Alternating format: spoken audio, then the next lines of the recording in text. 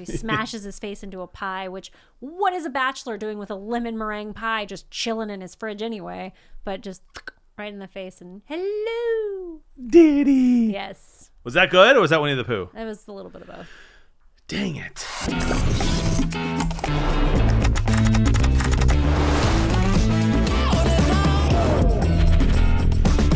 Welcome back to another episode of Is This for Kids? I am Jonathan Beard of Blevins. I am Katie, MrsRuvi. And we are your favorite hosts.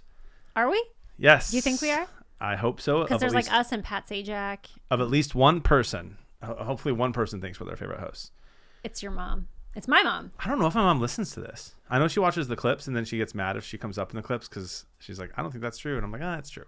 All moms think that it's not true. Like, I'm really excited to find out how I ruined my kids.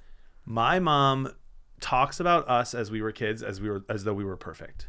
You slept through the night from week 2. You never fought. And I'm like, what? Yes, we did. Well, my mom does not have that.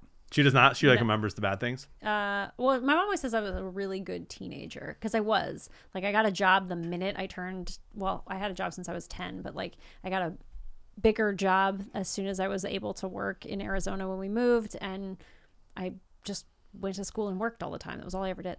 And because a lot of you also either go to school or work all the time, we started a podcast called Is This for Kids so that you could keep up with all the crazy things happening in the world and try to be informed when you make your media decisions with your family. There's so many things. Like, you don't have time to watch all of this, and you're not going to remember this one very well. Which one? Oh, this Mrs. movie. Doubtfire, Mrs. Doubtfire. Right.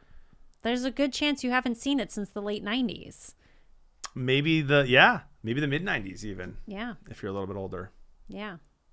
Maybe you saw it in theaters or something. How old were you when you watched Mrs. Doubtfire? I remember it like it was yesterday. Because I did rewatch it recently, but I did see this one in the theaters when it came out in 1993, so I was 8.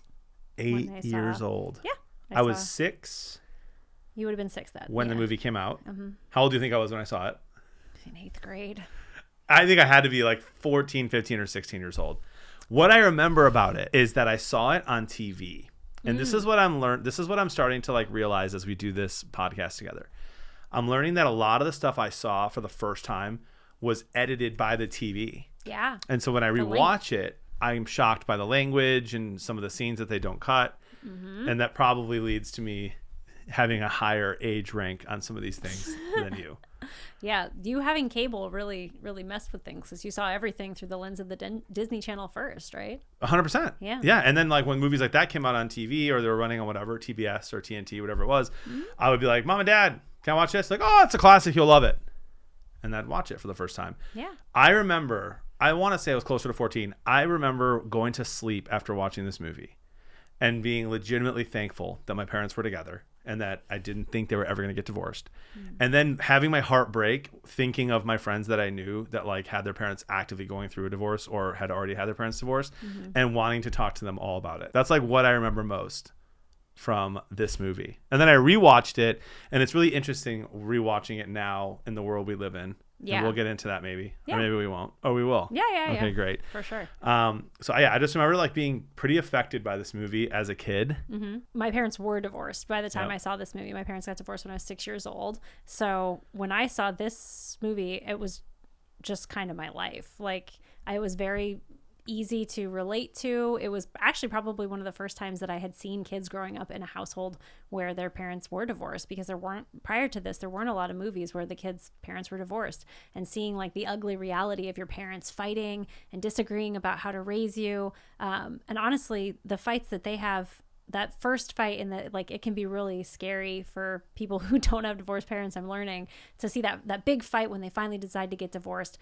People are like, oh my gosh, I can't believe parents talk to each other that way. And like, if you grew up in the 90s when the 80s and 90s was a big divorce boom, almost everybody I knew growing up had divorced parents. Honest to goodness, like, the divorce rate has fallen down to below what it was in the 70s at this point. And I attribute, this is not scientific at all, this is just off the top of my head, I attribute that to the fact that most of us had to watch our parents do that, and we don't want to do that to our kids. Interesting. Yeah. So you've given us a little hint of what happens in this movie. Most people have already seen this movie. Right. It's super old, but give a quick synopsis of what happens in Mrs. Doubtfire with the late, great Robin Williams. Yes. Legend. Robin Williams and Sally Field, and a pre-Bond Pierce Brosnan. Yep. So this is the story of a divorced couple, Miranda and Daniel. They share 3 children, and Daniel's an out-of-work voice actor. Miranda's an interior designer who is incredibly successful at that. So she's basically the breadwinner, the disciplinarian.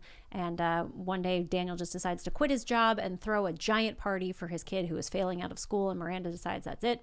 And wants a divorce, but then Miranda needs help around the house because she doesn't have anybody to take care of the kids, so she goes to hire a nanny to take care of them, and Daniel sees this as his opportunity to spend some more time with his kids, so he dresses up as an old British woman with the help of, I can't remember that guy's name, his brother, who is a fantastic makeup artist, and they and he goes and takes care of his children as Mrs. Doubtfire. The whole like middle of the movie, or beginning towards the middle of the movie, of just Mrs. Doubtfire being Mrs. Doubtfire is one of the funniest memories I have of watching a movie as a kid. Like it was just funny. You're like, this is not real. There's no way. Are they going to find out? Do they know? Do they know deep down?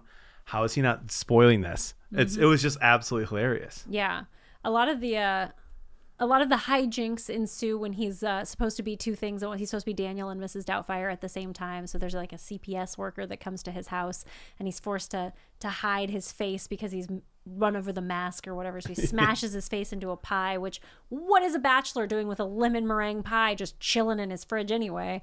But just right in the face and hello. Diddy. Yes. Was that good, or was that Winnie the Pooh? It was a little bit of both. Dang it. Yeah. I mean, I thought it was a great movie. I think it does a good job of taking a very serious subject and inserting humor, which is a great way for a lot of people to cope and to deal with something that can be super traumatic, like divorce or separation. I think good for both kids and adults alike, depending on the age. We'll get to that. But one thing that I need to say, just for me personally, is that the dinner scene where he has to do exactly what you said, where he's going back and forth to be 2 different, that brings me wild amounts of stress. Yeah, that's like a common movie trope, right? Like, so it's the Flintstones when he's supposed to be at the bowling thing at the same time. And there's also an episode of Boy Meets World where he was trying to be at Topanga's 16th birthday party at the same time that he wants to be at a wrestling match. WrestleMania. Yeah. So that's a common trope of I'm supposed to be 2 places at one time and watch as I try to transition back and forth kind of thing. In this case, he has to completely re-overhaul his face.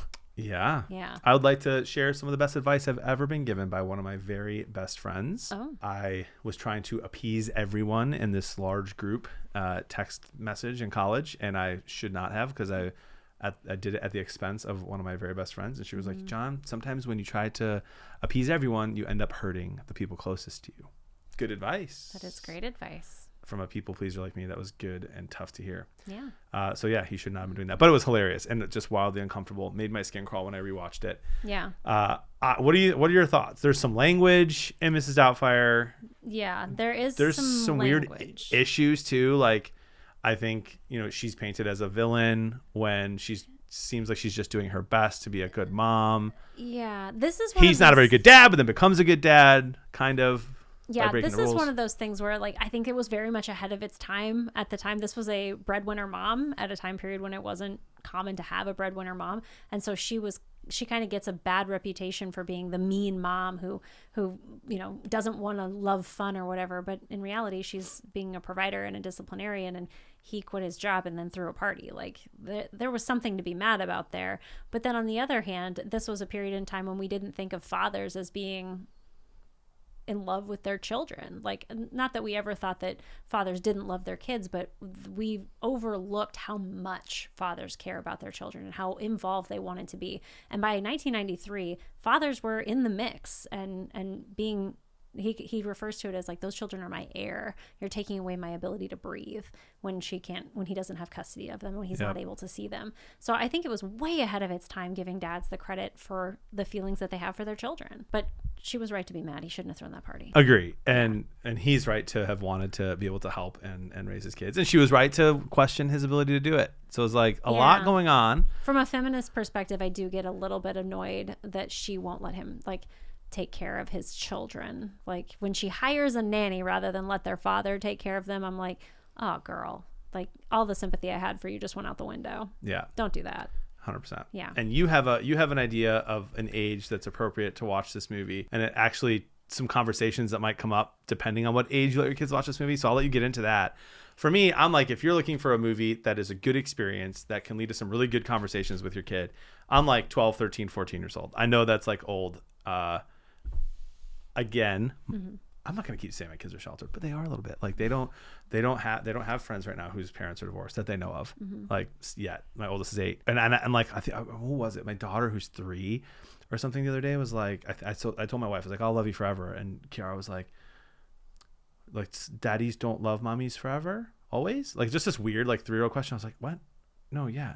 She was like wondering why I had to say forever. It's like, no, yeah. So like, yeah, I don't know. I don't want to put it into my kid's head yet. I remember watching movies like this and shows like this and being like, are my mom and dad going to get divorced? Or like when my mom and dad fought after watching this movie, like, are you getting, and now it becomes this thing that right now my kids don't know about yet. So that's why I'm kind of like waiting. But I think it's a fine movie for different ages, but I'm leaning towards like 12 for this one. You're like, you're adorable. I love you. You're so precious. Well, I actually came at this from a little bit of a different angle because I grew up in that divorced child environment. And I know for me and for a lot of kids of divorce, like this was helpful for us to see that like our parents still love us, that those kinds of things, because those are very real problems that kids of divorce have, where they're like, dad's not around anymore, does he still love me? Seeing something like this is helpful. But I do have a sort of a two different things that would have never occurred to us in 1993 when we first started watching this movie. If your kid is 8 to 10 years old, it's going to be fine. Just watch it. It's just a movie. Don't freak out. Everything's fine. If your kid is 10 or over, you need to be prepared to field questions about transgender issues because they will come up. It did not come up at all when I was a kid. It wasn't really a thing in the ether at that time, but I watched this with my older kids, and the very first question, is he trans? Is he gay? What is this? And I think that's part of the world now, and that's something you're going to need to be prepared to address. I'm not telling you how to raise your kids. I'm not telling you what answers you need to give them, but you are going to need to be prepared to have that conversation. I agree. I think it's also just interesting. This is one of those movies where since it came out in 93, since it came out, every 5 to 10 years, there's some different controversy about it, which is interesting. Like it's been one of those movies where like I've just heard it in the news or circulated in the conversation multiple times. And that's now the new issue. There's a lot of people who are very upset that the movie's even still allowed to be shown because it can be seen as mocking or something like that. I did a Google search of Mrs. Doubtfire and went down a rabbit hole. Yeah, I did the same thing just to kind of make sure that we were being sensitive to that particular issue. And I got kind of a difference of opinion about what whether or not it was offensive or whether or not it was hurtful to that community. And the general consensus was that it wasn't. At least that was the overarching thing. But there was a concern, and I'm not saying rightly or wrongly, but the way that the kids find out that is their dad is because the oldest son, or the only son, walks in on him peeing. And so seeing a woman with a penis was concerning for him, and he reacts with fear, with anger. He grabs a weapon, and those are scary. Like that's a reaction that would happen and that trans people face, and that you gotta be prepared to discuss that with your kids. The appropriateness of this, the appropriateness of being dressed up, fraudulent about who you are, those kinds of things. These are all different conversations that you need to be prepared to have with your kids, and maybe just remind them not to grab a weapon. Yeah. Especially with the older kids. Yes. The conversations will change. You're like 8 to 10. Yeah. They're going to be asking silly questions, but 10 and up might have some serious ones. Yeah. Yeah. So you're 8 years old and I'm 12. So we're close again. Yeah. Once again, very close. 8 years old. But again, that caveat, at 10, this becomes a different movie. Yeah. Be ready to have some conversations. Yep. What a blessing. What a blessing. I was just trying to fill it in I for miss you. Robin Williams. I can't watch Truthfully. things with Robin Williams in it without hurting. Yeah. It hurts my soul. It breaks my heart that comedians like seem to have this thing where they're so good at making other people feel joy, and they have such a hard time finding it themselves. A lot of the things that I saw when I was researching this movie was how they had considered doing a Mrs. Doubtfire Part 2, and that he had some concerns about the script, so they went back for a rewrite because they were like, you can't do this movie without Robin Williams, and that he had only agreed to do it because he was in financial trouble or something. But it was because his life ended that they didn't make the movie. Wow. Yeah. Heartbreaking stuff. Absolutely terrible. We still love Robin Williams. I pray for Robin Williams all the time. Yeah. Oh my gosh. He's a legend. Ladies and gentlemen, if you enjoy the show, leave us a 5-star review. Yeah. Or a 4-star review if that's the highest on the platform. Only 5. Only 5 stars. Or 10. Who has a 4-star? We're not a restaurant. Hotels? What's wrong Hotels with have 4 stars, right? 5? Okay, but is someone going to live in your shirt? I don't know. What if the Patreon includes hotels? This is a different kind of Patreon than I agreed to. Nope. Yep. This is not an only Patreon. There will not be sleeping over. But we do have a Patreon now where you can find bonus content and a lot of really cool things. You can mess with some of the things on the wall here. Yes. There's a P.O. box, I'm told. And if you're like John, MrsRuvi, Katie, where can we find these things? IsThisForKids.com. IsThisForKids.com. Has everything you need. Links everywhere. Yeah. Yep. Let us know what you want us to talk about next. Seriously, I'm like really looking forward to. I don't know how many suggestions we've gotten. I know we have some, but I want to see so many and then be able to like do the ones that people are excited about. Well, if they join the Patreon, they get access to a Discord so they can chat with us about it. Ooh. Yeah. Check it out. IsThisForKids.com. Until next time, have fun parenting. Good luck.